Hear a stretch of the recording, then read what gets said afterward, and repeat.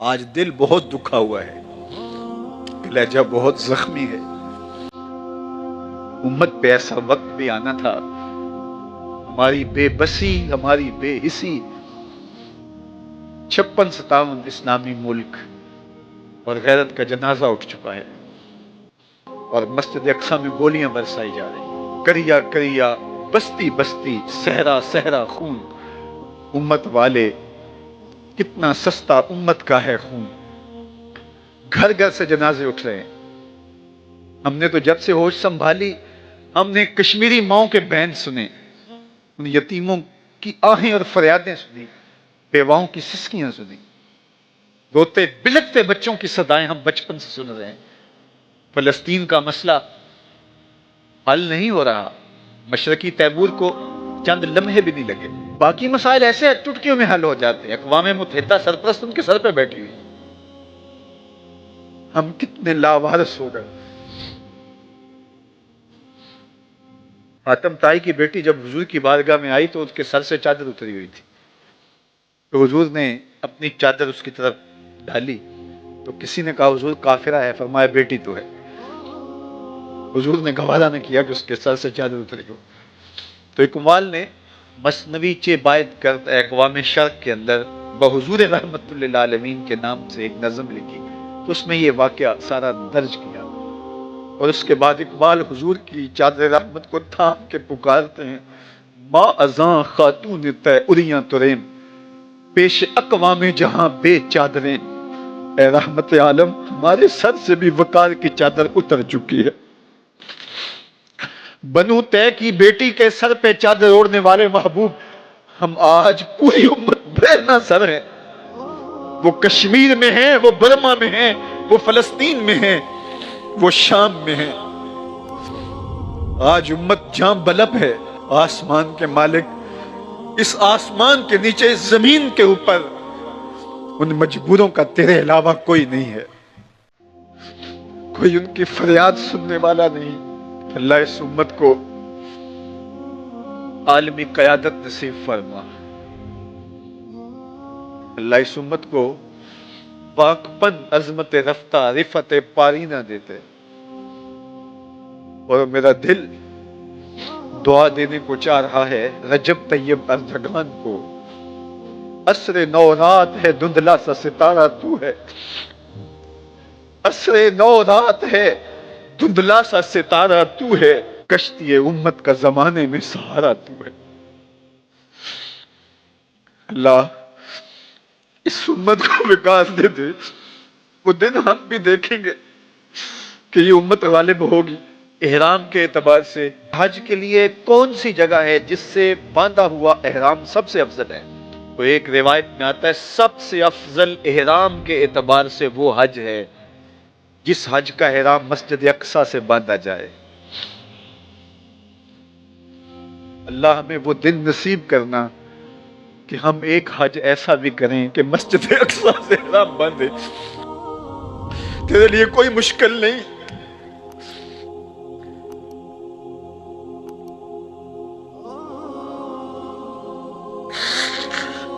صلاح الدین ایوبی اٹھ قبر سے، اس امت کی بیٹیاں پکار رہی ہیں۔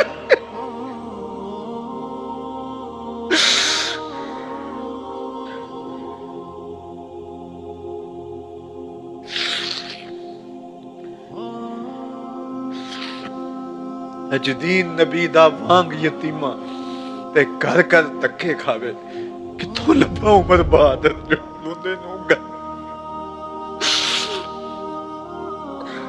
آج انہوں نے فیصلہ کر لیا ہے کہ جیسے بھی ہو ہم اپنا حق لے کے رہیں گے، کہ یا مسجد اقصی ملے گی یا پھر اپنی زندگی سے ہاتھ دھو بیٹھیں گے۔ پورے عالم اسلام میں اضطراب ہے، ہم بے بس اور مجبور لوگ کیا کر سکتے ہیں ان کے لیے، لیکن دعا مومن کا اسلحہ ہے۔ پورے خلوص کے ساتھ دعا کیجئے گا، اللہ انہیں کامیابیاں نصیب فرمانا، اور غاصب یہودیوں کو غارت کر دینا، صہیونیوں کو برباد کر دینا، مسجد اقصی کی آزادی نصیب کرنا۔ یہ بات ذہن میں رکھیے گا کہ القدس ہماری غیرت کا نشان ہے، القدس ہماری عزت کا نشان ہے۔ ہمارے آقا و مولا حضور ختمی المرتبت صلی اللہ علیہ وآلہ وسلم نے آسمانی معراج کا آغاز مسجد اقصی سے کیا، اور قرآن نے اس مسجد اقصی کا تعارف کرواتے ہوئے کہا الذی بارکنا حولہ، یہ وہ بابرکت جگہ ہے جس کے اطراف میں ہم نے برکتیں رکھی ہیں۔ یہ انبیاء کی سرزمین ہے، یہ محبت انوار ہے، یہ ارض شام، فلسطین شام کا ہی حصہ ہے، اردن بھی شام کا حصہ ہے، فلسطین بھی شام کا حصہ ہے، اور سیریا یہ تقسیم کر دیا گیا۔ تو یہ سارے شام کے حصے ہیں جو ارض مبارک ہیں، اور اللہ جل شانہ کے محبوب علیہ السلام نے ہاتھ اٹھا کر کے شام کے لیے دعا مانگی ہے، اللہم بارک لنا فی شامنا، اللہم بارک لنا فی یمننا۔ تو شام کی سرزمین اور بیت المقدس مسلمانوں کے لیے عزت کا مقام ہے، اور تیسری مقدس ترین جگہ ہمارے لیے مسجد اقصی ہے۔ تو بیت المقدس پر آج یہودیوں کا قابض ہو جانا اور پھر مزاحمت کرنے والے، اپنے حق مانگنے والے مسلمانوں کو یوں گولیوں سے بھون ڈالنا اور یوں اذیتوں میں مبتلا کرنا، اور پھر کوئی توانا آواز ان کے لیے بلند نہ ہونا، یہ دردناک صورتحال ہے۔ شاید آج انہوں نے فیصلہ کر لیا ہے کہ جیسے بھی ہو ہم اپنا حق لے کے رہیں گے، کہ یا مسجد اقصی ملے گی یا پھر اپنی زندگی سے ہاتھ دھو بیٹھیں گے۔ آج دل بہت دکھا ہوا ہے، لہجہ بہت زخمی ہے۔ 56-57 اسلامی ملک اور غیرت کا جنازہ اٹھ چکا ہے، اور مسجد اقصی میں گولیاں برسائی جا رہی ہیں۔ اللہ ہمیں وہ دن نصیب کرنا کہ ہم ایک حج ایسا بھی کریں کہ مسجد اقصی سے حرام بند ہے۔ تیرے لیے کوئی مشکل نہیں۔ صلاح الدین ایوبی اٹھ قبر سے، اس عمر کی بیٹیاں پکار رہی ہیں۔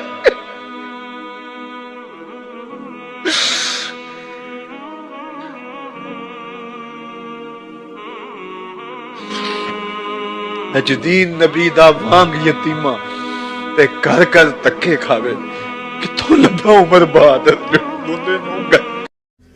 بیت المقدس کو آزادی کی بہاریں عطا کر دے، اللہ قبلہ اول کو آزادی کی بہاریں عطا کر دے۔ اللہ ہماری پیشانیوں کو مسجد اقصی میں سجدے نصیب فرما، اللہ ہماری پیشانیوں کو مسجد اقصی میں سجدے نصیب فرما۔ اللہ بلاد شام کی خیر فرما، شامی مسلمانوں کی مدد، نصرت اور اعانت فرما۔ اللہ ان بچوں کی، ان یتیموں کی نصرت فرما، اللہ ان دکھیوں کے حال پہ رحم فرما۔ اللہ تیرے علاوہ ان کا کوئی نہیں، اپنے کرم سے ان کی مدد فرما۔ اللہ امت کو کھویا ہوا وقار عطا کر دے، اللہ امت کو کھویا ہوا وقار عطا کر دے۔ روہنگیا کے مسلمانوں کی مدد فرما، اللہ بلوچستان میں سیلاب زدہ علاقوں کی خیر فرما۔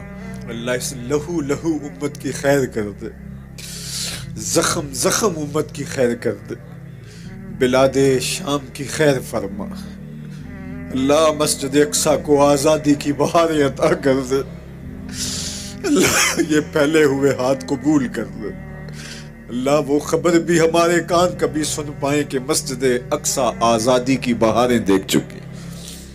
اللہ مقبوضہ کشمیر کو آزادی کی بہاریں عطا کر دے، وہ وقت نصیب کر دے، وہ لمحے نصیب کر دے کہ اسلام کا جھنڈا سب سے اونچا دیکھیں۔ اللہ اسلام کو فروغ اور بانک پن عطا کر دے۔ اللہ کرم فرما دے۔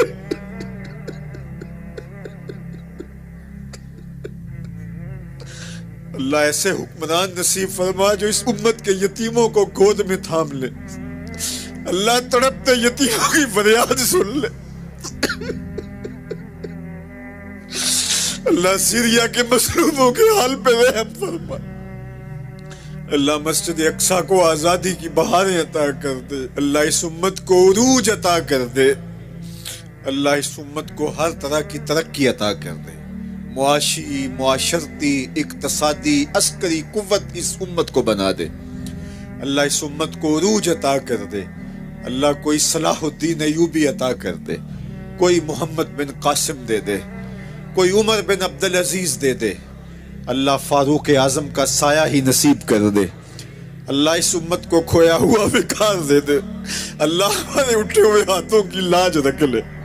اللہ تڑپ تڑپ کے تیرے امت کا عروج مانگ دے. اللہ اس امت کو عروج دے دے. اللہ اس امت کو عروج دے دے. جو کچھ فلسطین میں ہو رہا ہے، شام میں جو کچھ ہو رہا ہے، اور اب جو کچھ کشمیر میں ہو رہا ہے، امت لہو لہو ہے. اور 56-57 اسلامی ملکوں کے حکمران ہیں کہاں؟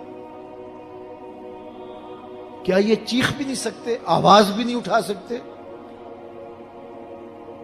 گاجر مولی کی طرح اس امت کو کاٹا جا رہا ہے. انسانیت کا بہتا ہوا خون. کیا دنیا کے اندر امن کے ٹھیکیداروں کو نظر نہیں آتا؟ کشمیر کے اندر 1 لاکھ سے زائد لوگ شہید ہو گئے ان 17 سالوں میں. 90,000 بچے یتیم ہو گئے. 23,000 سے زائد خواتین بیوہ ہو گئی. وہ وادی جنت نگاہ انگاروں میں لپٹی ہے. ڈل جھیل کے پانی پر لاشیں تیر رہی ہیں.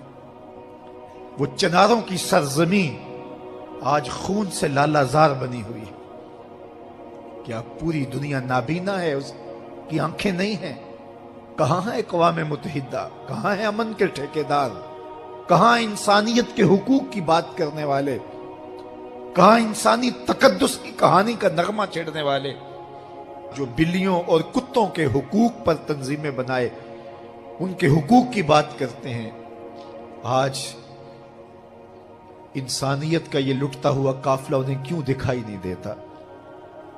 وہ کیوں نابینا ہو گئے؟ ہم سے غلطی ہوئی کہ ہم ٹکڑوں میں بٹ گئے، ہم گروہوں میں بٹ گئے، اور اس کا نتیجہ کیا ہے؟ آج پوری امت زخم زخم ہے، پوری امت لہو لہو ہے.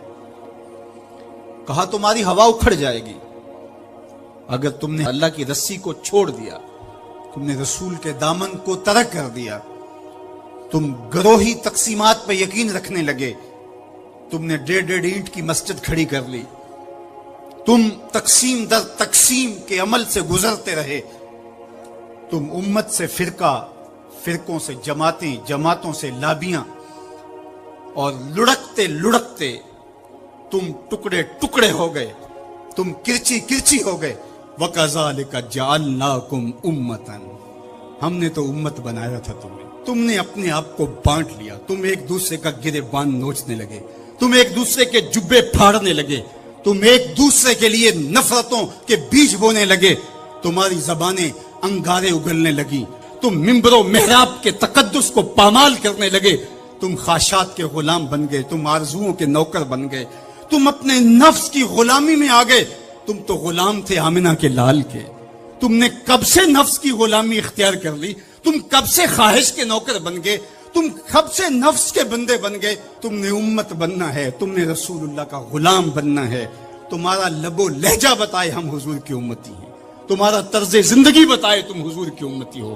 تم ترازو پہ کچھ تول رہے ہو تو لوگ دوسری طرف بھی منہ کر کے کھڑے ہو جائیں، یہ غلط نہیں تول سکتا، یہ امت رسول ہے. تم بول رہے ہو، لوگوں کو یقین ہو کہ یہ جھوٹ نہیں بول سکتا، یہ رسول اللہ کا امتی ہے. تمہاری وحدت، تمہارا زور ہے، تمہاری طاقت ہے، تمہاری توانائی ہے. تو فرمایا وَكَذَلِكَ جَعَلْنَاكُمْ أُمَّةً. ہم نے تو امت بنایا تھا تمہیں. آج حضور کے قلب اطہر پہ کیا گزرتی ہوگی جب شام کی بچیوں کے منہ پہ تماچے مارے جاتے ہیں، جب بغداد میں حضور کی امت خانمہ برباد نظر آتی ہے، جب برما میں آری لے کر کے اعضاء کاٹ دیے جاتے ہیں، دشت لیلہ سے لے کے کندھار تک، غزہ سے لے کے کشمیر تک لاشیں ہی لاشیں بکھری ہوئی نظر آتی ہیں. بستی بستی، کریا کریا، صحرا صحرا خون. امت والے، امت کا ہے کتنا سستا خون. شام، قدس، کشمیر اور برما، کس کس کا احوال کہوں. ہر سو زخمی، ہر سو لاشیں، ہر سو بہتا خون. امت والے، امت کا ہے کتنا سستا خون. آج امت لہو لہو ہے. اس پوری کائنات میں 1 انچ بھی جگہ ایسی نہیں ہے جہاں آتش و آہن برستا ہو اور وہ کفار کی سرزمین ہو. جہاں بھی خون بہتا ہے وہ بستی مسلمانوں کی ہے. جہاں لاشیں گرتے ہیں وہ گھر مسلمانوں کا ہے، جہاں عصمتیں لٹتی ہیں وہ خطہ مسلمانوں کا ہے۔ یہ ہمارے گناہوں کی سزا ہے جو ہم کاٹنے پہ مجبور ہیں، اور جب تک ہم امت نہیں بنتے تب تک رسوائیاں ہمارا مقدر ہوں گی۔ قوت عشق سے جب دہر میں اجالا نہیں ہوتا تو پستیوں کو بلندیوں سے بدلنے کا کرینہ آپ نہیں سیکھ سکتے۔ نام محمد کو تھام کر کے، امت کی وحدت کے تصور کو اجاگر کر کے، حضور کا پاکیزہ وجود جو امت کی وحدت کا ضامن ہے، اس سے بے لوث محبت کا رشتہ اور الفت کا ربط جب تک مضبوط نہیں ہوتا تب تک ہم ان مشکلات سے کبھی بھی نہیں نکل سکتے۔ ہزار فلسفے تراش لیں، ہزار منطقیں بگھار لیں، لیکن کوئی نتیجہ نہیں ہوگا۔ تمہیں نتیجہ تب ہی ملے گا جب حضور کے قلب اطہر کو آرام پہنچاؤ گے، جب امت بن جاؤ گے، جب حضور علیہ السلام سے وابستگی اپنا شعار زندگی بنا لو گے، تو پھر دہر میں اجالا اور روشنی حضور علیہ السلام کے نام کے صدقے سے نصیب ہوگی، اور تقدیر کا قاضی تمہاری سزائیں معاف کر دے گا، اور پھر نتیجہ تمہارے سامنے اس صورت میں نمودار ہوگا کہ تم بحر و بر کے مالک ٹھہرو گے، اور کائنات کے اندر حضور کے ساتھ وفا کے رشتے کے نتیجے کے اندر لوح بھی تمہارے ہاتھ میں ہوگا، قلم بھی تمہارا ہی مقدر ہوگا۔ لیکن شرط یہ ہے کہ تم صحیح معنی کے اندر امت بن جاؤ۔ وَأَنْتُمُ الْعَالَوْنَ إِن كُنْتُم مُؤْمِنِينَ، یہ میرے رب کا وعدہ ہے، اور میرے رب کے وعدے سچے ہوتے ہیں۔ کہا تم ان کے بن کے تو دیکھو، عزت کا تاج میں تمہارے سر پہ رکھوں گا۔ اور افسوس تو یہ ہے کہ 56-57 اسلامی ملکوں کے حکمران بے حس ہو گئے، انہیں کچھ دکھائی نہیں دے رہا۔ انسانیت لٹ رہی ہے، انسانیت کا جنازہ اٹھ رہا ہے۔ ثناخان تقدیس مغرب اب کہاں ہیں؟ انسانی حقوق کی بات کرنے والے اب کہاں ہیں؟ یہ خون کبھی بھی رائے گا نہیں جائے گا۔ خون جب بہتا ہے تو جم جاتا ہے اور پھر اپنے اثرات چھوڑتا ہے۔ تو اسی خون شہیداں سے چراغاں ہوگا، اور اسی سے اس امت میں بہار آئے گی۔ اللہ اس امت کو اتحاد دے، اس کو اتفاق اور یگانگت کا نور دے۔ جب یہ امت متحد ہو جائے گی تو پھر کوئی میلی آنکھ سے بھی نہیں دیکھ سکے گا۔ لیکن ہمارے افتراق نے، ہمارے انشقاق نے، ہماری باہمی لڑائیاں نے، ہماری جغرافیائی تقسیم نے، ہماری فرقہ وارانہ لڑائیوں نے دشمن کو دلیر کر دیا ہوا ہے۔ آج حکمران صرف اپنے سطحی مفاد کے لیے، صرف سطحی مفاد کے لیے امت کا بہتا ہوا خون گوارا کر رہے ہیں۔ کتنا نازک دور تھا اس امت پر، اور ہم کیا کر رہے ہیں اور کیا کرنے جا رہے ہیں۔ اسلام نے سرخرو ہونا ہی ہونا ہے، یہ بات ذہن میں رکھیے۔ اگر کوئی بزدلی دکھاتا ہے تو وہ بزدلی کی موت مر جائے گا، لیکن اسلام نے غالب ہونا ہے۔ یہ دکھ، یہ اذیت، یہ تکلیفیں، یہ اس وقت جو حالت ہے فلسطینیوں کی، دردناک صورتحال ہے، لیکن اقبال نے کہا تھا کہ خون 100,000 انجم سے ہوتی ہے سہار پیدا۔ کتنے ستاروں کا خون ہوتا ہے، پھر جا کے سہار کا سپیدہ نمودار ہوتا ہے۔ شہادتیں ہوتی ہیں، اذیتوں سے لوگ گزرتے ہیں، پھر نتیجہ پیدا ہوتا ہے۔ تو یہ نتیجہ انشاءاللہ پیدا ہوگا اور امت کو انشاءاللہ غالب آنا ہے۔ ہمیں اپنے حصے کا کام کرنا ہوگا، ہم نے ان کے ساتھ کھڑے ہونا ہے۔ اس وقت صورتحال یہ ہے کہ پوری دنیا کی اشرافیہ، ایک دو ممالک کے علاوہ، وہ ان کے ساتھ نہیں ہے۔ وہ بیان بازی کی حد تک اپنی عوام کو مطمئن کرنے کے لیے رسمی کارروائیاں کرتی ہے۔ آپ دیکھ لیں پوری دنیا کے اوپر 56-57 اسلامی ممالک جو ہیں، ان کے حکمران، اشرافیہ اور بڑی بڑی فوجیں کہاں کھڑی ہیں۔ سفارتی سطح پہ خلوص کے ساتھ کوشش کی جائے، اور اگر لگتا ہے کہ یہ کوششیں بارآور نہیں ہوں گی تو ہمارے پاس یہ راستہ موجود ہے جہاد کا۔ جب آپ کے پاس طاقت ہوگی، توانائی ہوگی، تو پھر آپ کی سفارتی بات بھی مانی جائے گی۔ رشی کے فاقوں سے ٹوٹا نہ برہمن کا طلسم، عصا نہ ہو تو کلیمی حکار بے بنیاد۔ حضرت موسیٰ اگر کلیم اللہ تھے، ایک ان کا وصف تھا، لیکن دوسرے ہاتھ میں عصا بھی تھا۔ جہاد کا آپشن موجود ہے آپ کے پاس، اور انہیں پتا ہو اگر ان کی بات سفارتی سطح پہ نہیں مانے گی تو یہ راستہ ان کا کھلا ہوا ہے اور اس سے گریز نہیں کریں گے، تو پھر آپ کی بات سفارتی سطح پہ مان لی جائے گی۔ لیکن انہیں پتا ہے کہ یہ چیخ چلا کے رو کے جو ہے وہ پھر خاموش ہو جائیں گے، تو وہ آپ کی اشک شوئی بھی نہیں کریں گے، محض ایک رسم کے طور پہ کاروائیاں ہوں گی اور بات ختم ہو جائے گی۔ سلامتی کونسل اقوام متحدہ ہمیں کیا دے گی؟ وہ تو استعمار کی باندھی ہے، ہمارے لیے وہ کچھ نہیں کر سکتے۔ امت کو اپنا پلیٹ فارم فراہم کرنا ہوگا، اور امت کو اپنے مسائل حل کرنے کے لیے ہمارے پیغمبر نے جو راستہ جہاد کا دیا ہے اسی راستے پہ چلنا ہوگا۔ پھر دیکھنا کہ کس طرح کفر دم دبا کے بھاگتا گھٹنوں کے وال آتا ہے۔ مسلمان کا مقابلہ نہیں ہو سکتا اگر وہ غیرت پہ آ جائے تو۔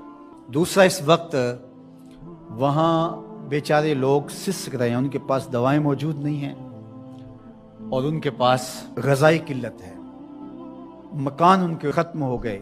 اقوام متحدہ کی رپورٹ کے مطابق 52,000 لوگ بے گھر ہو گئے، اور کہیں اس سے زیادہ لوگ بے گھر ہوئے، یہ تو ان کی رپورٹ ہے۔ تو اس لیے اللہ نے ہمیں آسودہ زندگی دی ہے، تو ہم آدھی روٹی کھا لیں اور آدھی روٹی ان اپنے مسلمان بھائیوں کے لیے بھیجنے کی کوشش کریں۔ الحمدللہ ہم نے ادارۃ المصطفیٰ کے تحت وہاں کام کا آغاز کیا ہے۔ اگر کوئی ہمارے پہ اعتماد کرنا چاہے تو ہم بھی اس خدمت کے لیے حاضر ہیں، اور انشاءاللہ آج سے وہاں غزہ کے اندر اللہ کی توفیق سے کام کا آغاز ہو گیا ہے ان کی نصرت اور اعانت کے لیے۔ باقی مختلف ذرائع ہیں، ان کے ذریعے سے آپ جو ہے وہ ان کی مدد کر سکتے ہیں۔ آپ کو اطمینان ہو جہاں تو یہ کام کرنے کا ہے۔ اس وقت سوشل میڈیا اور دیگر جو ابلاغ کے ذرائع ہیں وہ بہرحال اس دور کے اندر مؤثر ہیں، اور ان کے ظلم کو، جبر کو بے نقاب کرنے کے لیے یہ ایک اچھا ذریعہ ہے۔ اور اس مرتبہ پہلی بار ایسا ہوا ہے کہ پوری دنیا کے اوپر ان کے جور و ظلم سامنے آئے ہیں۔ پہلے ان کا اپنا میڈیا تھا، میڈیا پہ قبضہ ہوتا تھا اور کچھ باہر نہیں نکلنے پاتا تھا، لیکن اس مرتبہ کیسے کیسے مناظر جو ہے وہ آپ کو دیکھنے کو مل رہے ہیں، اور لوگوں کا جذبہ اور جوش و خروش آپ کو دیکھنے کو مل رہا ہے۔ تو ہمارے پاس جو بھی ٹولز ہوں ان کے ذریعے سے ہم ان کی آواز کو پوری دنیا کے اوپر پہنچائیں، یہ ہمارا کام ہے جو ہمیں ہر صورت کرنا چاہیے۔ اسی طرح ان کی مصنوعات کا بائیکاٹ کریں، اپنے ملک کی بنی ہوئی مصنوعات کو متبادل کے طور پہ استعمال کریں، ترکی کی مصنوعات کو متبادل کے طور پہ استعمال کریں۔ کفر کی آنکھوں میں کھٹکتا ہے ترکی، وہ چبھتا ہے ان کی آنکھوں کے اندر کہ کس طرح اس کو مٹا ڈالیں، تو ان کے ساتھ کھڑے ہوں۔ آپ سیاحت کرنے جاتے ہیں تو ترکی جائیں دیگر مغربی ممالک کی بجائے۔ ترکی میں انبیاء کی قبور موجود ہیں، صحابہ کی قبور موجود ہیں، اور ترکی میں اصحاب کہف کا غار ہے، ہماری تاریخ ہے ترکی میں بہت ساری، تو وہاں دیکھیں، اور وہاں ان کے لوگوں کا جذبہ اور ان کا ایمان اور ان کا اخلاق، پھر پاکستانیوں سے جس طرح وہ ٹوٹ کے محبت کرتے ہیں۔ ترکی کی مصنوعات کو استعمال کریں، دیگر بلاد اسلامیہ کی مصنوعات کو استعمال کریں، پاکستان کی مصنوعات کو استعمال کریں، معیار میں کم ہی کیوں نہ ہوں، کوئی بات نہیں ہے، مصنوعات جو ہیں وہ اپنے ملک کی، اپنے وطن کی استعمال کریں۔ تو بائیکاٹ کریں گے تو انشاءاللہ اس سے ان کو مالی نقصان ہوگا، اور جو ہے وہ مسلمانوں کو اس کا فائدہ ہوگا۔ اسی طرح جو ہے وہ ان کی اخلاقی مدد کریں، جو صحافی ہیں وہ ان کے لیے لکھیں، جو بولنے والے ہیں علماء وہ تقریروں میں، تحریروں میں، گفتگو میں لوگوں کو اویئرنس دیں۔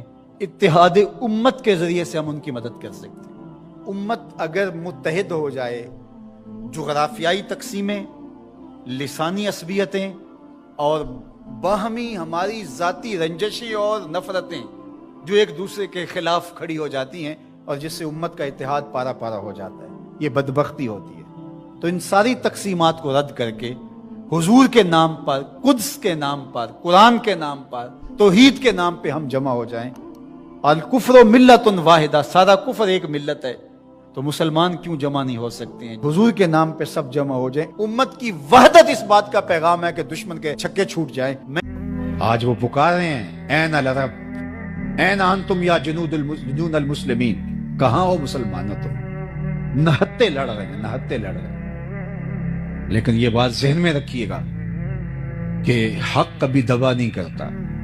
الاسلام یالو ولا یولا علیہ، اسلام ہمیشہ غالب رہے گا۔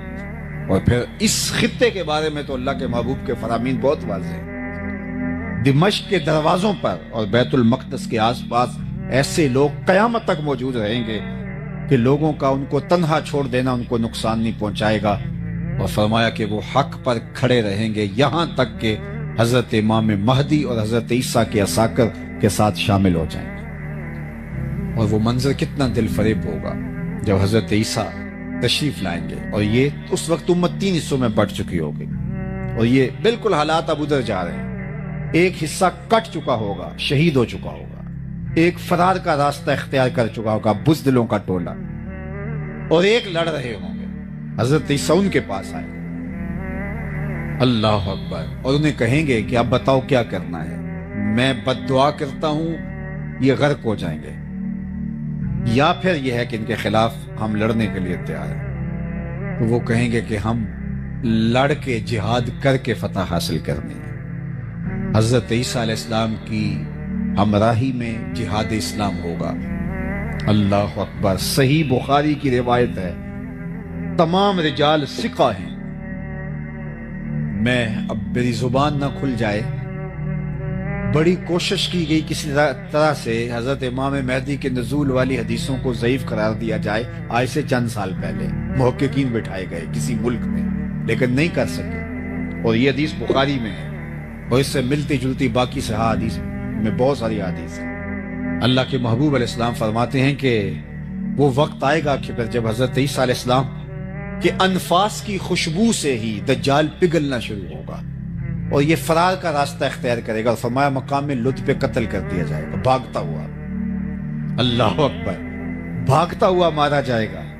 وہ جو جس پہ ناز ہے، اور وہ کہتے ہیں 1000 سال حکومت اس کے آنے پہ ہم کریں گے، اور ہیکل سلیمانی بنانے کے لیے یہ بیتاب ہے، اور وہ تخت داؤدی جو رکھا ہوا انگلینڈ کے اندر، وہ یہاں ہیکل سلیمانی میں رکھنے کے لیے بیتاب ہے کہ یہاں آ کے ہمارا مسیحا بیٹھے گا۔ وہ ان کا مسیحا بھاگتا ہوا مارا جائے گا، اور یہاں 6 ماہ کے بچے بھی سینے پہ گولیاں کھا رہے ہیں۔ یہ مسلمان کا جذبہ ہے، یہ ان کی طاقت ہے۔ پھر حضور علیہ السلام نے فرمایا کہ جب مقام لد پہ اس وقت جو ایک چھوٹا سا دیہات تھا، تو اس وقت لوگ کہتے تھے یہ لد چھوٹا سا دیہات ہے، یہاں کیسے فرار ہوگا، لیکن آج دنیا کو پتہ چل گیا دنیا کا حساس ترین ایئرپورٹ یہی ہے، اور 2 ٹرمینل اس کے بند ہیں جو انتہائی ہنگامی صورتحال کے لیے رکھے گئے۔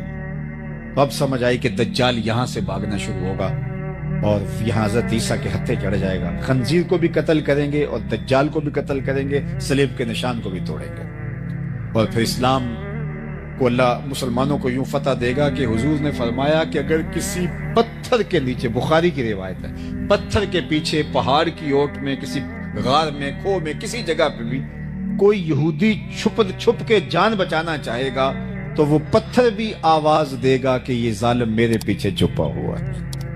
اللہ اکبر۔ پھر شرق سے لے کر غرب تک، شمال سے لے کر جنوب تک، کائنات کی کوئی چھت ایسی نہیں ہوگی جہاں میرے نبی کے نام کا جھنڈا نہیں جھول رہا ہو۔ اللہ اکبر۔ اللہ اسلام کو غلبہ اور قوت اور طاقت اور توانائی عطا کرے۔ اور میرے اور آپ کے آقا و مولا نے فرمایا والذی نفسی بیدہ لینزلن عیسی ابن مریم ثم لئن قام علی قبری فیقول یا محمد لاجیبنہ۔ فرمایا مجھے قسم ہے اس رب کی جس کے قبضے میں میری جان ہے، عیسیٰ ابن مریم آئیں گے، یہ سارا کام مکمل کرنے کے بعد حضور کی بارگاہ میں حاضر ہوں گے، حضور کے روضہ انور کے پاس۔ جب کام جرنیل مکمل کر لیتا ہے تو پھر سیلوٹ کرتا ہے اپنے باس کو، تو حضور کی خدمت میں جائیں گے، لَيَنزَلَنَّ عِيسَى ابْنُ مَرْيَمَ ثُمَّ لَئِن قَامَ عَلَى قَبْرِي، پھر وہ میری قبر پہ، میرے روزے پہ آئیں گے، فَيَقُولُ يَا مُحَمَّد، اور قبر پہ کھڑے ہو کے مجھے یا محمد کہہ کے آواز دیں گے، لَأَجِيبَنَّهُ، فرمایا قسم ہے رب کی میں قبر سے آواز دوں، اس کی آواز کا جواب دوں۔ اللہ اکبر۔ وہ منظر اللہ نے نصیب کرنا ہے۔ دعا کرو اللہ ہماری نسلوں کو امام مہدی کے عساکر میں شامل کرے، حضرت عیسیٰ کے لشکروں میں شامل کرے۔ بلکہ حضور نے فخر سے فرمایا وہ وقت کیسا ہوگا جب عیسیٰ ابن مریم آئیں گے لیکن امام تم سے ہوگا۔ جب آئیں گے تو تازہ غسل کی طرح قطرے ٹپک رہے ہوں گے آپ کے وجود سے، اور اقامت ہو چکی ہوگی، فجر کی نماز کا وقت ہوگا۔ حضرت عیسیٰ علیہ السلام جو ہیں وہ آئیں گے تو حضرت امام مہدی انہیں کو اشارہ دیں گے کہ آپ آئیں نماز پڑھائیں، تو وہ کہیں گے نہیں آپ ہی پڑھائیں۔ تو یہ واقعہ بیان کرنے کے بعد حضور نے فرمایا وہ وقت کیسا شاندار ہوگا جب ابن مریم آئیں گے لیکن امام تم سے ہوگا۔ اللہ اکبر۔ اللہ نے تو اللہ کی بارگاہ میں یہ دعا کرو کہ ہمیشہ حق اور حقانیت کے ساتھ ہمیں کھڑا ہونے کا جذبہ عطا کر دے۔ تو ام المومنین نے کہا کہ آپ کا رب آپ کو کبھی بھی پریشان نہیں ہونے دے گا، اس لیے کہ آپ کے اندر یہ وصف ہیں۔ یہ نمایاں 6 وصف ام المومنین نے بیان کیے۔ آئیے میں اور آپ دیکھیں، اپنے اندر اتر کے دیکھیں۔ میں یہاں اگرچہ ممبر پہ بیٹھا ہوں لیکن میں اپنے اندر اتر کے دیکھوں، میرے اندر یہ اوصاف ہیں، ان اوصاف کا کوئی حصہ ہے، اگر ہے تو مجھے مبارک ہو۔ آپ بھی یہاں بیٹھے بیٹھے اپنے اندر اتر کے دیکھیں کہ ان 6 اوصاف کو جو بڑے نمایاں واضح کھلے وصف ہیں میرے حضور علیہ السلام کی سیرت کے، جو حضور سیدہ خدیجۃ الکبریٰ برجستہ بیان کرتی ہیں، یہ اوصاف ہمارے اندر موجود ہیں۔ اگر موجود ہیں تو آپ کو مبارک ہو، اور اگر نہیں تو میں آپ کو ملامت نہیں کرتا، اور میرے میں نہیں ہے تو آپ مجھے ملامت نہ کیجیے۔ ہم آج سے عزم کر کے یہاں سے اٹھیں گے، یہ 6 وصف اپنے اندر پیدا کرنے کے لیے جد و جہد کریں گے۔ پھر سن لیجئے، انک لتصل الرحم، آپ صلہ رحمی کرتے ہیں۔ دوسرا وصف، وتصدق الحدیث، آپ ہمیشہ سچ بولتے ہیں۔ وتحمل الکلہ، جس کا کوئی بوجھ اٹھانے والا نہیں اس کا بوجھ آپ اٹھاتے ہیں۔ وتکسب المعدوم، اور جس کا کوئی کمائی کرنے والا نہیں اس کی ضرورت آپ پوری کرتے ہیں۔ وتقری الضیف، اور اونچے درجے کے مہمان نواز ہیں۔ وتعین علی نوائب الحق، اور حق کے راستے کے اندر جو لوگ کھڑے ہوتے ہیں آپ ان کے ساتھ کھڑے ہوتے ہیں، آپ کا وزن ان کے پلڑے میں۔ تو اللہ ہمیں ہمارے نبی علیہ السلام کی سیرت اپنانے کی توفیق دے۔ اللہ کے محبوب علیہ السلام کی سیرت اور اسوہ انور کو سمجھنے کے لیے آقا کریم کے قریب ترین لوگوں سے اگر ہم سوال کریں تو وہ حضور کی سیرت کے جلی عنوان ہمارے سامنے رکھتے ہیں۔ ام المومنین حضرت سیدہ عائشہ رضی اللہ تعالی عنہا سے جب حضور کی سیرت کے بارے میں، اخلاق کریمانہ کے بارے میں سوال ہوا تو انہوں نے برجستہ کہا، کان خلقہ القرآن، اے پوچھنے والے ان کی سیرت دیکھنی ہے تو قرآن کھول کے بیٹھ جاؤ۔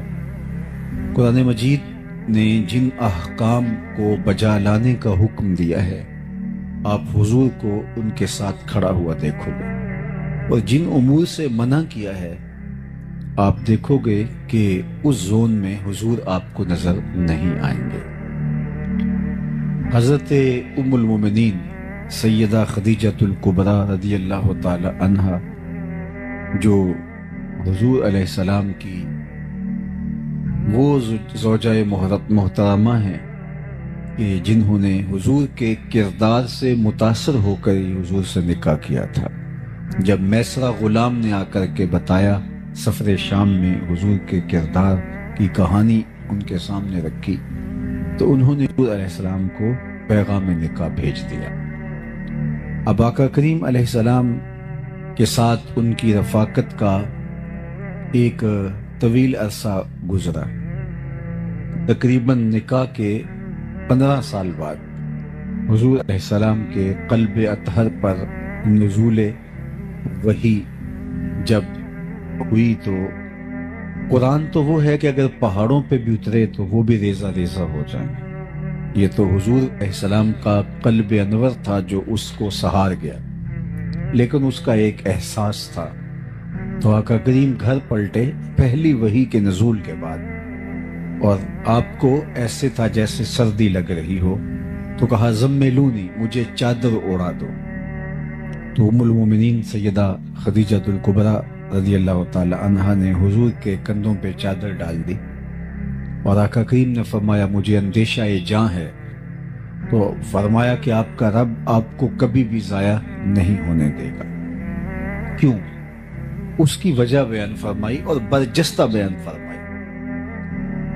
بخاری میں ہے، باقی کتب حدیث میں ہے، اہل سیر نے اس پر تفصیل سے لکھا۔ 5 یا 6 کلمات انہوں نے ارشاد کیے، کلا واللہ ما یخزیک اللہ ابدا، سب سے پہلے تو انہوں نے حضور کو تسلی دیتے ہوئے کہا کہ ایسا ہرگز نہیں، آپ کا رب آپ کو کبھی بھی ضائع نہیں ہونے دے گا۔ کیوں؟ انک لتصل الرحم، آپ صلہ رحمی کرتے ہیں، رشتہ داروں کے ساتھ سلوک اچھا کرتے ہیں۔ تو جو رشتہ داروں کے ساتھ سلوک اچھا کرتا ہے تو یہ پہلا امتحان ہے کسی شخص کا۔ اچھی معاشرت کی تشکیل جب ہوتی ہے تو اس کا پہلا دائرہ رشتہ دار ہوتے ہیں، اور اگر یہاں کوئی کامیاب ہو گیا تو دوسرے دائرے میں، تیسرے دائرے میں، چوتھے دائرے میں بھی آپ اس کو کامیابی کے زینے چڑھتا ہوا محسوس کریں گے، کیونکہ رشتہ دار ایک تو اتنی جلدی کسی کو مانتے نہیں، اور دوسرا رشتہ دار اس رشتہ داری کی وجہ سے بات کرتے ہوئے بھی دیر نہیں لگاتے اور ایک دم اچھال کے بھی رکھ دیتے ہیں۔ یہ تو کوئی ہوں گے کہ جو اس بات کا خیال رکھیں، لیکن عمومی طور پہ رشتہ داروں کے رویے بہت تلخ ہوتے ہیں اور بہت کھردرا انداز ہوتا ہے۔ ہمارے ہاں یہ جو شریکہ برادری کا تصور ہے، تو حالانکہ شریک تو شرکت سے نکلا ہے، لیکن بہرحال یہ کسی اور مفہوم میں اپنا راستہ بنا گیا، اور عمومی طور پہ رشتہ داروں کے رویے ناہموار اور غیر مناسب ہوتے ہیں، اور انسان کو بھی غصہ زیادہ آتا ہے، یہ تو میرے اپنے ہیں، انہوں نے میرے ساتھ یہ سلوک کیوں کیا، تو تلخی بھی زیادہ بڑھتی ہے۔ اب ہی تو بندے کا امتحان ہوتا ہے کہ اس تلخی کو قابو پا سکتا ہے کہ نہیں، اس رد عمل کو اس کی عملی تنفیذ کرتا ہے یا اس کو وہیں روک لیتا ہے۔ تو یہ بندے کا سخت امتحان ہوتا ہے، اور اللہ بندوں سے امتحان لیتا ہے، اور یہ سب سے پہلا دائرہ ہے انسان کے ارد گرد معاشرت کا دائرہ۔ اس لیے میرے اور آپ کے آقا مولا نے فرمایا کہ جو یہ چاہے کہ اس کی عمر میں برکت ہو اور رزق میں اضافہ ہو، وہ رشتہ داروں کے ساتھ سلوک اچھا کرے۔ اگر کوئی شخص اپنے رشتہ داروں کے ساتھ رویہ اچھا رکھتا ہے تو اس کی عمر میں بھی برکت ہوتی ہے اور رزق میں بھی اضافہ ہوتا ہے۔ امتحان بھی بہت بڑا ہے، لیکن نتیجہ بھی دنیا اور آخرت میں اللہ تعالیٰ اس کو عطا فرماتا ہے۔ اب رشتہ دار کے تلخ رویوں کے باوصف ان کے ساتھ اچھا سلوک، یہ کسی شخص کا پہلا امتحان ہے جب وہ معاشرے میں اترنے لگتا ہے، چونکہ اس کا پہلا دائرہ ہی یہی ہوتا ہے۔ تو ام المومنین نے حضور کا جو نمایاں وصف بیان کیا وہ یہ تھا، انک لتصل الرحم، آپ صلہ رحمی کرتے ہیں۔ چونکہ بیوی سے بڑھ کر کون جانتا ہے کہ میرے شوہر کے دل میں رشتہ داروں کے لیے کیا جذبات ہیں، تو یہ بات ام المومنین نے برجستہ حضور علیہ السلام کے لیے کہی۔ اور پھر آپ حضور کی ساری زندگی دیکھ لیں، رشتہ داروں نے جو کچھ کیا، تباً لک ہنالک سائر الیوم لہذا جمعتنا، معاذ اللہ حضور شہادت کی انگلی اٹھا کے واز کرتے تھے، اور جس نے اس پر آوازہ کسا وہ رشتے میں چچا لگتا تھا، تو اس کے جواب میں قرآن نے کہا تبت یدا ابی لہب و تب، تیرے دونوں ٹوٹ جائیں، لیکن یہ پہلے جملہ چچا نے کہا تھا۔ راہوں کے اندر گڑے چچا کھودتا تھا، سکی چچی جو تھی وہ ام جمیل جنگل سے لکڑیاں کاٹ کے لاتی کانٹے دار، اور جن راہوں سے حضور نے گزرنا ہوتا ان راہوں میں بچھا دیتے۔ عقبہ بن ابی معیط اپنے گھر کا سارا کوڑا اٹھا کے حضور علیہ السلام کے دروازے کے سامنے پھینک جاتا۔ آقا کریم علیہ السلام کے گلے کے اندر کپڑا ڈال کر کے تاؤ بھی اسی نے دیے تھے۔ حالت سجدہ میں حضور علیہ السلام پر اوجھیاں ڈالی گئی۔ تو یہ کتنا دردناک رویہ تھا، اور یہ سب کچھ کیا تھا رشتہ داروں نے۔ آج اللہ کے محبوب جب مکے میں فاتح بن کے داخل ہوئے تو سب تھر تھر کانپ رہے تھے۔ 10,000 اصحاب حضور کے ہمراہ تھے۔ انہیں یہ تھا کہ آج تو ہماری گردنیں اڑ جائیں گے۔ آقا کریم نے سب کو جمع کر کے کہا بتاؤ میں تمہارے ساتھ کیا سلوک کروں۔ تو انہوں نے سوچا کہ چلو ہمیں شہر بدر کر دی جائے لیکن جاں بخشی ہو جائے۔ تو کہا آپ کریم باپ کے کریم بیٹے ہیں، ہم آپ سے خیر کی توقع رکھتے ہیں۔ اور ان کو یہ تھا کہ چلو جاں بخشی ہو جائے، چاہے شہر سے نکال دیں، لیکن ان کی آنکھیں پھٹی کی پھٹی رہ گئیں جب میرے اور آپ کے آقا و مولا حضور رحمت عالم نے فرمایا اذهبوا انتم الطلقاء، جاؤ تم آج کے بعد سارے آزاد ہو، اور میں تمہیں وہی کہوں گا جو میرے بھائی یوسف علیہ السلام نے اپنے بھائیوں کو کہا تھا، لا تثریب علیکم اليوم، آج تمہارے اوپر کوئی مؤاخذہ نہیں۔ انہوں نے حضرت یوسف علیہ السلام کو تاریک کنویں میں ڈالا، مالک ابن زغر کے ہاتھوں پھوٹی کوڑیوں کے عوض یوسف علیہ السلام کو بیچ ڈالا، اور باپ کے سامنے آ کے مکر کیا کہ انہیں تو بھیڑیا کھا گیا تھا۔ کتنا تلخ رویہ تھا بھائیوں کا اپنے معصوم بھائی کے خلاف، اور انہیں تھا کہ وہ بولی بسری داستان بن گیا ہوگا یوسف، لیکن آج جب وہ ہاتھ میں کشکول لیے جناب یوسف کے سامنے حاضر ہیں تو آپ نے فرمایا کیا تم جانتے ہو کہ تم نے اپنے بھائی یوسف کے ساتھ کیا کیا؟ تو ان کو تو تصور بھی نہیں تھا کہ کہانی تو ان بھائیوں کے درمیان ہے۔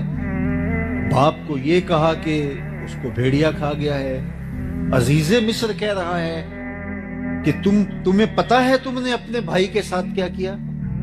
وہ ایک ماضی کی ساری پرتیں کھلنے لگی، اور حضرت عزیز مصر کے چہرے میں ان کو یوسف کے خد و خال دکھائی دینے لگے، اور ادھر اندر خوف بھی اترنے لگا۔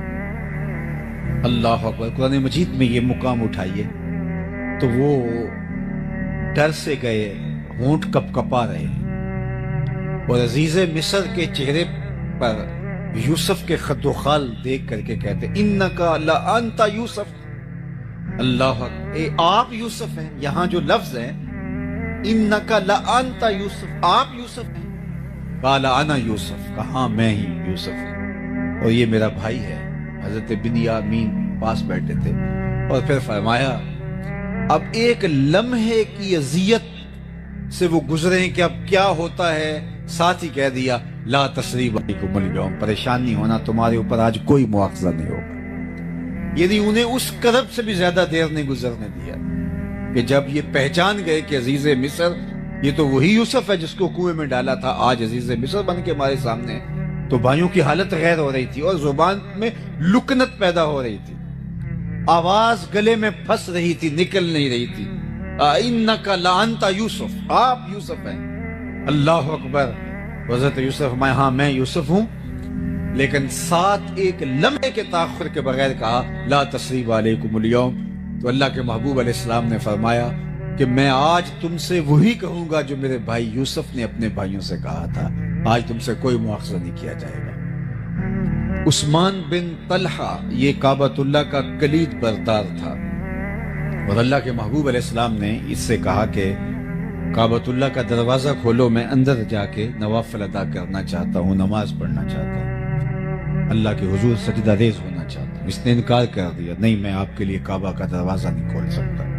وقت گزر گیا، آج حضور فاتح بن کے داخل ہوئے تو فرمایا این عثمان بن طلحہ، عثمان بن طلحہ کہاں ہے؟ تو کپ کپاتا ہوا حاضر، فرمایا لاؤ کعبۃ اللہ کی کلید۔ دروازہ کھولا، حضور اندر اترے، بتوں کو توڑا، سجدہ ریزیاں کی اللہ کے حضور، واپس پلٹے تو سب صحابہ منتظر تھے کہ یہ دیکھیے یہ کس کو ملتا ہے۔ عثمان بن طلحہ کو تو دوبارہ چابی نہیں ملے گی، اب دیکھیے کس کا مقدر کھلتا ہے، اور یہ کعبۃ اللہ کی کلید برداری کا اعزاز کس کو ملتا ہے۔ سب حسرتیں لیے کھڑے تھے، لیکن حضور جب باہر تشریف لائے فرمایا عثمان بن طلحہ کہاں ہے؟ حاضر خدمت ہوا تو حضور نے اس کے ہاتھ میں چابی رکھتے ہوئے فرمایا یہ چابی میں تم کو دے رہا ہوں، قیامت تک یہ چابی تیری نسلوں سے بھی کوئی نہیں چھین سکے سوائے ظالم کی۔ آج بھی یہ جو شیبی خاندان ہے کعبۃ اللہ کا کلید بردار، یہ حضرت عثمان بن طلحہ کی اولاد سے ہے۔ تو جب اس نے حضور کا یہ سلوک دیکھا تو آگے بڑھ کے آقا کریم کے ہاتھ میں بیعت اسلام کر لیا۔ تو یہ سلوک تھا اللہ کے محبوب کا، صلہ رحمی کا یہ عالم تھا، یہ حضور کی سیرت۔ ہم چھوٹی چھوٹی بات پہ کہتے ہیں اگر تم ایک بات کرو گے تو ہم 10 باتیں کریں گے، ایک قدم پیچھے ہٹو گے تو ہم 10 قدم پیچھے ہٹیں گے، تم اگر پتھر مارو گے، اینٹ مارو گے تو ہم پتھر اٹھا لیں گے، تو یہ تو کوئی بات نہ ہو، یہ تو ہم اس سے آگے بڑھ گئے۔ تم جو کرنا ہے کر لو، ہم اپنے رویے سے نہیں ہٹنے کے، ہم اپنی عادت خیر کو چھوڑنے کے نہیں۔ ایک بزرگ وضو کر رہے تھے پانی کنارے، تو ایک بچھو تھا جو ایک درخت کی ٹہنی پر پانی کے بہاؤ پہ جا رہا تھا، اور کبھی کوئی تیز جو ہے وہ لہر آتی تو وہ ڈوب جاتا، پھر اپنے آپ کو بڑی ہمت سے اس لکڑی کے ساتھ آ کے وابستہ کرتا۔ تو ان کے دل میں رحم جاگا، تو ہاتھ ڈال کر کے اس کو باہر نکالنے کی کوشش کی، تو اس نے اپنی فطرت کے مطابق ان کے ہاتھ پہ ڈنگ مار دی۔ درد ہوا تو ہاتھ جھٹکا اور پھر گر گیا، پھر دوبارہ اس کو نکالنے کے لیے ہاتھ ڈالا تو پھر اس نے ڈنگ لگا دیا۔ یہ 7 مرتبہ ہوا۔ تو پاس کھڑے ان کے جو شاگرد تھے انہوں نے کہا حضرت یہ اتنا نصیب ہے کہ ہر بار آپ کو ڈنگ مارتا ہے اور آپ پھر بھی مصر ہیں اس کو نکالنے کے لیے۔ تو فرمایا کہ اس کے پلے ہے یہ، جب وہ اپنی بری خصلت سے باز نہیں آتا، میں اپنی اچھی عادت سے باز کیسے آ جاؤں؟ جس کے پاس جو ہوگا وہ وہی دے گا۔ الاناء یترشع بما فیہ، عربی کا مقولہ ہے برتن سے وہی ٹپکتا ہے جو برتن کے اندر ہو۔ اگر آپ کے ساتھ میرے ساتھ کوئی رویہ اچھا نہیں رکھتا، اس کا سلوک اچھا نہیں ہے، تو ہم یہ نہیں کہیں گے کہ اچھا اگر تو 1 قدم بڑھا ہے تو میں 10 قدم اور جو ہے وہ تیرے معاملے میں اتنی ہی برائی میں تیرے ساتھ بڑھ جاؤں گا، یہ تو پھر ہم اس سے آگے بڑھ گئے نا۔ ہم کہیں گے نہیں، تجھے بھی ایک دن جیت لیں گے محبت کے زور پر۔ سل من قطعک واعط من حرمک، اللہ کے محبوب نے فرمایا جو تم سے تعلق توڑے تم اس سے تعلق جوڑو، اور جو تمہیں محروم رکھے تم اس کی جھولیاں بھر دو۔ ہاں تمہارا یہ حق ہے کہ اگر رشتہ دار شر کا منبع و مصدر ہے تو آپ اس سے محتاط ضرور ہو سکتے ہیں، لیکن یہ نہیں ہے کہ وہ مشکل میں پھنس جائے، وہ تکلیف میں ہو، وہ اذیت میں ہو تو آپ اس وقت جو کہیں کہ اب میں اس کا سر کچل کے رکھ دوں، نہیں۔ بہترین صدقہ وہ ہے جو ناراض رشتہ دار کو دیا جائے جو تمہارا مخالف ہو، چونکہ نفس مانتا ہی نہیں ہے اس صدقے کے لیے۔ آپ کہیں گے کہ اس نے تو ناک میں دم کر رکھا ہے، اور اگر اس کو بھی کھڑا کر دیا اور یہ بھی اگر جو ہے وہ صاحب ثروت ہو گیا تو یہ تو میرے لیے مشکل کھڑی کر دے گا۔ تو نہیں، اس کی مدد کرو، اگرچہ اس کا رویہ تلخ سے تلخ کیوں نہ ہو۔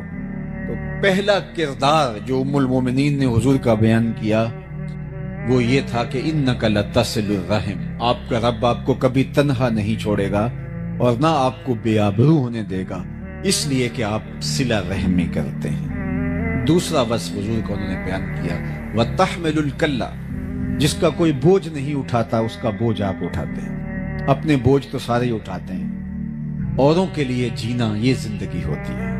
یہ تو ہم درختوں سے سیکھ سکتے ہیں۔ درخت اپنی چھاؤں میں کبھی خود نہیں بیٹھے، خود دھوپ میں جلستے ہیں، لیکن جو ان کے دامن میں آئے تو اس کو وہ ٹھنڈک فراہم کرتے ہیں۔ درختوں نے آج تک اپنا پھل خود نہیں کھایا، لوگوں کو دان کر دیا۔ اوروں کے لیے جینا یہ زندگی ہے۔ دریاؤں نے اپنا پانی کبھی خود نہیں پیا، یہ اوروں کو سیراب کرتے ہیں۔ بادل خود اپنا پانی جو ہے وہ نوش جان نہیں کرتے، وہ اوروں کو دان کرتے ہیں۔ اوروں کے لیے جینا، اوروں کے لیے زندگی گزارنا، یہ زندگی کا حسن۔ کمائی کرنے والا نہیں، آپ اس کے لیے کام کرتے ہیں، اس کے لیے مزدوری کرتے ہیں، کام کرتے ہیں، اس کے لیے تجارت کرتے ہیں۔ اللہ اکبر، یہ حضور کا وصف نمایاں ہے۔ اللہ اکبر، کہ لوگوں کے لیے حضور علیہ الصلوۃ والسلام کمائی کریں۔ تجارت کی ہے حضور نے، کس لیے؟ دوسروں کام آنے کے لیے۔ میں اور آپ سویر سے لے کر شام تک اور شام سے لے کر سویر تک اپنے آپ کے بارے میں سوچتے ہیں۔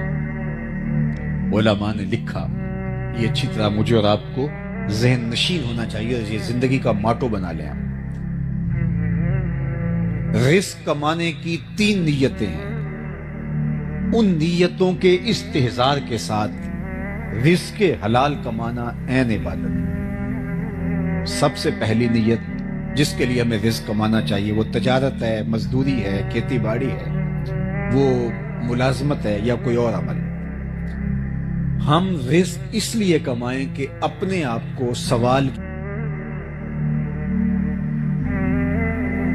کی ذلت سے بچائیں، کیونکہ ہماری ضرورتیں ہمارے ساتھ جڑی ہیں۔ اس بدن کو 2-3 وقت کھانا چاہیے، گرمی اور سردی کے لیے لباس چاہیے، سر ڈھانپنے کے لیے چھت چاہیے، گھر چاہیے، بیمار پڑ جائیں تو دوائی چاہیے۔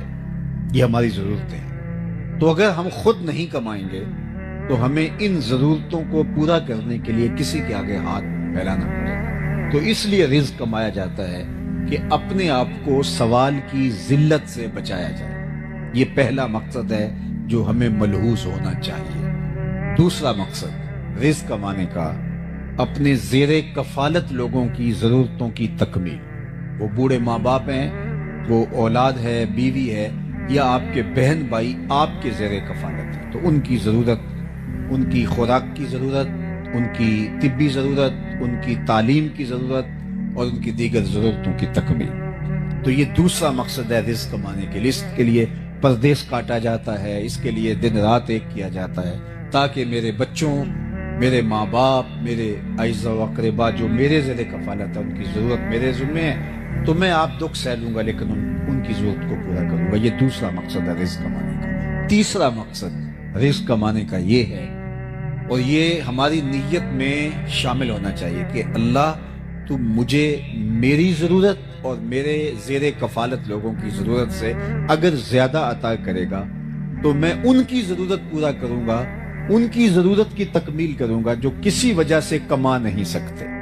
اپاہج ہیں، لاچار ہیں، اراملہ ہیں، مساکین ہیں، یتاما ہیں، غربا ہیں، مفلوق الحال ہیں، کثیر العیال ہیں. کوئی بھی سبب ہے جس کی وجہ سے ان کی ضرورتیں پوری نہیں ہوتی. تو اللہ میں اس لیے رزق کما رہا ہوں کہ اگر تو میری اور میرے زیر کفالت لوگوں کی ضرورت سے تو مجھے زیادہ دے تو میں ان کی ضرورتوں کو پورا کروں گا. یہ تین نیتوں کے ساتھ اگر ہم رزق حلال کمائیں تو وہ عین دی. اگر چوتھی نیت جڑ گئی کہ میں معاشرے میں نمایاں ہو جاؤں گا، اپنے رشتہ داروں میں تفاخر کر سکوں گا، تو پھر بھی بے برکتی اتر آئے گی. اور اگر اس رزق کے ذریعے سے عیش و عشرت کروں گا، اپنی ناجائز خواہشات کی تکمیل کروں گا، یہ تو خیر بدترین صورتحال ہے. صرف تفاخر کروں میں باقی رشتہ داروں کے اندر بھی، میاں میں تم سے امیر ہوتا ہوں، اور میں ان پر تفوق کا اظہار کر سکوں، یہ بھی نیت میں کہیں چھپا ہوا، تو وہ رزق آپ کو بے چین کر دے گا، سکون نہیں آنے دے گا، اور وہ رزق جو ہے وہ پھر دنیا کا مال بن کے رہ جائے گا جو تمہارے لیے بہت کڑے اور سخت حساب کا ذریعہ ہوگا. تو صرف تین نیتیں ہمارے ساتھ جڑی ہونی چاہیے. اللہ مجھے رزق دے، میں اپنی ضرورت کو پورا کروں، میں اپنے بچوں کی، اپنے زیر کفالت لوگوں کی ضرورت کو پورا کروں، اور اگر تو مجھے میری اور میرے بچوں کی ضرورت سے زیادہ عطا کرے تو پھر میں معاشرے کے ان لوگوں کی ضرورت کو پورا کروں جو کسی وجہ سے اپنی ضروریات کی تکمیل نہیں کر پاتے. یہ ہیں تین نیتیں. ان نیتوں کے ساتھ جو تاجر اپنے ٹھیے پہ بیٹھ کے مزدوری کرتا ہے تو بظاہر وہ کوئی یہاں ممبر پہ بیٹھ کے واز نہیں کر رہا، لیکن کیا کہا؟ التاجر الصدوق الامین مع النبیین یوم القیامہ. وہ سچا تاجر قیامت کے دن پیغمبروں کے ساتھ اٹھایا جائے. کتنی بڑی بات، چونکہ اس کی نیت میں فرق نہیں ہے. اس کی نیت صرف یہ تین چیزیں، اور اگر اس کی نیت پھیل گئی، آگے بڑھ گئی اور وہ شر کے زمرے میں آتی ہو تو پھر سب کچھ برباد ہو گیا. اس طرح وہ مزدوری کرتا ہے تو القاسب حبیب اللہ، وہ مزدوری کرنے والا اللہ کا حبیب ہے. یہاں تک کہ جو اس کو تھکن لگتی ہے مزدوری کرتے ہوئے، کاروبار کرتے ہوئے، حتیٰ کہ ذہنی تھکن ہوتی ہے اس کو جو کاروباری مصروفیات کی وجہ سے، لوگوں کے تلخ رویے ہیں کاروبار میں سہنے پڑتے ہیں، تو اس کا بھی اللہ اس کو اجر عطا کرتا ہے. بلکہ کاشتکار ہے تو اس کی فصل سے جو چڑیاں چگ کے لے جاتی ہیں، اللہ اس کو بھی اس کے نامہ اعمال میں صدقے کے ثواب کی صورت میں لکھتا ہے، اس لیے کہ اس کی نیت کا خلوص جو ہے اس کو کہاں سے کہاں لے جاتا ہے. تو یہ تین نیتیں میرے ساتھ اور آپ کے ساتھ جڑی رہنی چاہیے. میں مختلف اداروں میں بھی جانا ہوتا ہے، یونیورسٹیز میں بھی، کالجز میں بھی، تو وہاں بچے ڈاکٹر بن رہے ہیں، انجینئر بن رہے ہیں، تو ان کو کہتا ہوں کہ یہ ابھی سے اپنی نیت میں شامل کر لو. یہ ٹھیک ہے. بہت سارے لوگ پردیش میں جاتا ہوں تو وہاں بھی میں دوستوں کو کہتا ہوں ایک ایک خاندان کو اٹھاؤ، دو دو خاندانوں کو اٹھا دو. ایک گلی کے اندر 10 سے 15 گھر ہوتے ہیں تو ان میں سے عموماً متوسط لوگ ہوتے ہیں تو 2 یا 3 گھر غریب ہوتے ہیں، باقی 2-4 گھر امیر ہوتے ہیں، باقی متوسط ہوتے ہیں. اگر ہم صرف اپنی گلی کو اپنے ذمے لے لیں کہ ہم اپنی گلی میں کسی کو بھوکا نہیں سونے دیں گے، اس گلی کے غریب لوگ ہمارے ذمے ہیں، ان کے بچوں کی تعلیم ہمارے ذمے، ان کی شادیاں ہمارے ذمے، صرف ایک ایک گلی کو اپنے ذمے ہم لے لیں تو ایک اچھا صالح پاکیزہ معاشرہ جو ہے وہ تشکیل پاتا ہے۔ لیکن جب ہم خود غرضی کی زندگی گزاریں گے تو پھر معاشرہ اسی طرح کا ہوگا جس طرح اس وقت پایا جاتا ہے۔ اور ہمارا دین صرف ہمیں سجدے کرنے کی تلقین نہیں کرتا، ہمارا دین ہمیں ہمسایوں کا خیال رکھنے کی تلقین بھی کرتا ہے۔ میرے اور آپ کے آقا و مولا نے فرمایا اس قدر مجھے ہمسایوں کے حقوق کے بارے میں تاکید کی گئی کہ مجھے لگا کہ وہ وراثت میں حقدار نہ ٹھہرا دیا جائے۔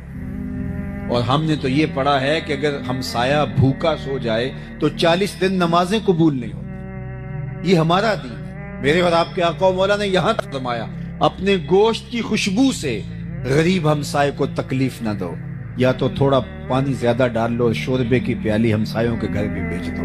اور اگر ایسا نہیں کر سکتے تو ایسے زاویے میں، ایسے وقت میں، ایسی جگہ پہ اس کو پکاؤ کہ غریب تک اس کی مہک نہ پہنچ سکے۔ بچے تو بچے ہیں، ضد کر بیٹھے تو ان بچوں کی ضد کو کون پورا کرے گا؟ پہر کو سلا دیتی ہے بچوں کو وہ اس ڈر سے گلی میں پھر کھلونے بیچنے والا نہ آ جائے۔ اپنی دولت کی نمائش نہ کریں کہ لوگ اذیت میں مبتلا ہو جائیں۔ میں نے تو فقہا سے یہ بھی جو ہے وہ سنا ہے کہ آپ حج اور عمرہ کر کے آتے ہیں تو اس کی بھی بار بار لوگوں کو باتیں نہ سنائیں کہ غریب آدمی اس سے بھی جو ہے وہ اذیت میں آئے گا کہ میرے پاس بھی یہ چیزیں ہوتی تو میں بھی جو ہے وہ چلا جاتا، تو وہ بھی اذیت میں آ جائے گا۔ اس طرح کسی نے کہا تھا امیر آدمی آسائش نہ چھوڑے نمائش چھوڑ دیں تو غریبوں کی جان سوکھی ہو سکتی ہے۔ تو ہمیں ان 3 نیتوں کے استحضار کے ساتھ رزق کمانے کی تلقین کی گئی ہے۔ ہم اوروں کے لیے جئیں، اور جب ہم اوروں کے لیے جینا شروع کر دیتے ہیں تو پھر ہماری زندگی کے اندر جو طمانینت آتی ہے اس کو کسی ترازو پہ نہیں توڑنا جا سکتا۔ ہم ایسے جینا شروع تو کریں، ہم یہ سمجھیں کہ یہ ہمسائے کے بچے میرے بچے اور ان کی ضرورت میرے ذمے ہے اور یہ میرے ذمے ہے، اور معاشرہ اس طرح کس طرح صالحیت کے سانچے میں ڈھل جائے گا۔ مساجد کی انجمنیں جو ہیں یہ صرف اپنا سارا زور مولوی صاحب کے اوپر نہ دیں کہ ان کو کس طرح ہم نے قابو میں رکھنا ہے، یہ پورے محلے کو دیکھیں کوئی غریب بھوکا تو نہیں سوتا، یہ ذمہ داری ہے اس کی، یہ اس کے منصب کے اندر شامل ہے۔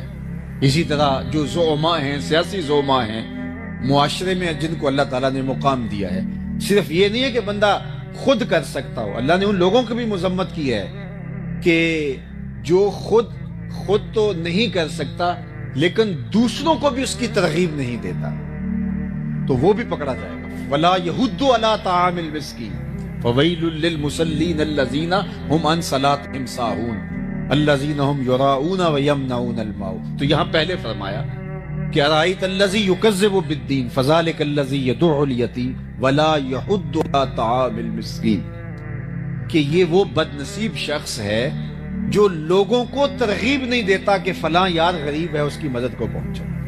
خود اس کے پاس دولت ہے، وہ تو بہت بڑے امتحان میں ہے، اس کو تو ڈھونڈ کر کے دینا چاہیے، لیکن وہ خود اس اہلیت میں نہیں ہے کہ وہ لوگوں کی مدد کر سکے۔ لیکن وہ لوگ جو غریب ہیں وہ اس کی نظر میں ہیں اور اس کا اثر ان پہ بھی چلتا ہے جو صاحب ثروت ہیں، تو وہ ان کو اگر نہیں کہتا، وہ کہتا ہے مجھے کیا لگے اور میں ان کا احسان اپنے اوپر کیوں لوں، ان کو ترغیب دے کہ ان کی مدد کرواؤں، مجھے کیا لگے۔ تو اللہ تعالیٰ نے سورہ الماعون کے اندر جہاں مذمت کی منافقوں کی، اس کی بھی کی کہ اس کی بد نصیبی کیا ہے، وَلَا يَحُضُّ عَلَىٰ طَعَامِ الْمِسْكِينِ۔ اور سورہ البلد کے اندر فرمایا أَلَمْ نَجْعَلْ لَهُ عَيْنَيْنِ وَلِسَانًا وَشَفَتَيْنِ وَهَدَيْنَاهُ النَّجْدَيْنِ فَلَاقْتَحَمَ الْعَقَبَةَ وَمَا أَدْرَاكَ مَا الْعَقَبَةُ فَكُّ رَقَبَةٍ أَوْ إِطْعَامٌ فِي يَوْمٍ ذِي مَسْغَبَةٍ يَتِيمًا ذَا مَقْرَبَةٍ۔ وہاں ارشاد ہونٹ دیے ہیں لیکن تو ان کے حق میں کیوں نہیں بولا، تو نے ان کی غربت کی آواز دوسروں تک کیوں نہیں پہنچائی۔ تو یہ ہماری ذمہ داریوں میں شامل ہے کہ ہم اپنے اعتراف پہ غور کریں کہ کوئی بندہ اگر بھوکا مر گیا تو وہ بوجھ ہمارے ذمہ ہے، لیکن ہماری بے حسی، پوری دنیا کی بے حسی نے آج انسانیت کو خانوں میں بانٹ دیا ہے۔ بلکہ میں تو کہتا ہوں کہ جو الگ الگ اچھے ٹاؤنز بن رہے ہیں یہ بھی غریبوں اور امیروں کی بستیاں الگ الگ ہو رہی ہیں۔ ڈیفنس میں اور طرح کے لوگ آباد ہیں، غریب محلوں میں اور طرح کے لوگ آباد ہیں، تو بستیاں الگ ہو رہی ہیں، لوگ امیر غریب ان کے اندر جو ہے وہ لمبی لکیریں کھینچی جا رہی ہیں۔ اور ہمیں جو زندگی دی گئی تھی وہ ترغیب کی زندگی دی گئی. تو اپنے لیے جینا کمال نہیں ہے، اوروں کے لیے کمال ہے. تو یہ حضور کا وصف نمایاں ہے جو ام المومنین نے بیان کیا. وَتَقْسِبُ الْمَعْدُومِ، جس کا کوئی کمائی کرنے والا نہیں، آپ اس کی کمائی کرتے ہیں. سیرت اس لیے نہیں ہوتی، یا میلاد اس لیے نہیں ہوتا، یا جلسہ اس لیے نہیں ہوتا، یا تقریر اس لیے نہیں ہوتی کہ میں تقریر کروں اور آپ نعرے لگاتے تھکے نہ، اور آپ کہیں کمال کر دیا، کبھی پھول پھینکے کبھی نوٹ پھینکے. یہ مجھے اور آپ کو بھولا ہوا سبق یاد دلانا ہوتا ہے، اپنے آپ کو بھی اور آپ کو بھی. مجھے اس سیرت کے عنوان سے اپنے لیے ڈھونڈنا ہے کہ میرے اور آقا و مولا جن پہ ہم درود پڑھتے ہیں ان کی تو زندگی یہ تھی، تو کیا میں ان کی زندگی کے کتنا قریب ہوں، میرے اندر کہاں تک ہے. یہ میں نے زندگی میں کتنے دکھیوں کو، کتنے دف حضرت عبد الرحمن 30,000 غلام آزاد کیے. تو ہمیں لوگوں کو، مصیبتوں میں پھنسے ہوئے لوگوں کو آزاد کرنا چاہیے. اس دور کی جو غلامی ہے، معاشی بحران ہیں، اذیت ہیں، اس میں لوگوں کو ان کے پاؤں پہ کھڑا کریں، ان کی ضرورتوں کی تکمیل کریں. یہ میرے حضور کی سیرت ہے، اور سیرت بیان اس لیے کی جاتی ہے کہ اس سیرت کو ہم اپنے اندر اتاریں اور اپنے اس کا عکس اپنے اندر پائیں، تاکہ ہمارے آقا خوش ہوں. صرف سن کے کہ واہ سبحان اللہ، یہ ہم صرف ان کو بیان کر کے سبحان اللہ کہہ رہے نہیں. دین کا تقاضا ہم سے یہ ہے کہ ہم قسمت کا رزق ساتھ لے کے آتا ہے اور برکت چھوڑ کے جاتا ہے. ہمارا کچھ نہیں کھاتا، اپنی قسمت کا ہمارے دسترخوان سے کھاتا ہے، اور ہمارے دسترخوان سے کھانے کی وجہ سے ثواب بھی ہمیں ملتا ہے، عزت بھی ہمیں ملتی ہے، اور وہ برکت بھی چھوڑ کے جاتا ہے. اس لیے خوش دلی کے ساتھ مہمانوں کا استقبال کیا جائے، ان کو کھانا کھلایا جائے. اللہ اکبر. آدھا فقر حضرت سیدنا شیخ عبد القادر الجیلانی علیہ رحمہ و رضوان فرماتے ہیں، آدھا فقر بھوکوں کو کھانا کھلانا اور برہنہ بدن لوگوں کو لباس پہنانا ہے. باقی چلے، ریاستیں، عبادتیں، نمازیں، سجدے، تہجدیں، اوراد، اشغال، وظائف، یہ باقی آدھا بنتا ہے. صرف آدھا بھوکوں کو کھانا کھلانا اور برہنہ بدن لوگوں کو لباس دینا ہے. فقیر اس بات پہ راضی ہوتا ہے کہ اس کا دسترخوان چلتا رہے. اٹ کھڑک کے دکڑ وجے تتا ہوئے چلہ، آن فقیر کھا کھا جامن راضی ہوئے بلا. فقیر کا مزاج یہ ہے کہ لوگ آئیں اور اس کا دسترخوان چلتا رہے. اسے خوشی ہوتی ہے جب اس کے دسترخوان سے کوئی لقمہ اٹھاتا ہے. تو یہ چوتھا وصف ام المومنین نے حضور کا بیان کیا. پانچواں وصف وتصدق الحدیث. حضور آپ نے کبھی جھوٹ نہیں بولا، آپ ہمیشہ سچ بولتے ہیں. آپ کا رب آپ کو کبھی ضائع نہیں ہونے دے گا. اب آئیے ہم یہاں رکتے ہیں کہ ہماری زندگی میں سچ ہے یا جھوٹ. تو قدم قدم پہ ہم جھوٹ بولتے ہیں.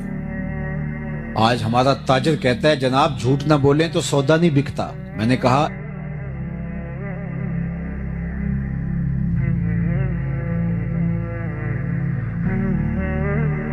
کیسے بیچ لیتے ہیں؟ وہاں تو جھوٹ کا کبھی گزر بھی نہیں ہوا، اور وہ معیشت میں کہاں سے کہاں ہے.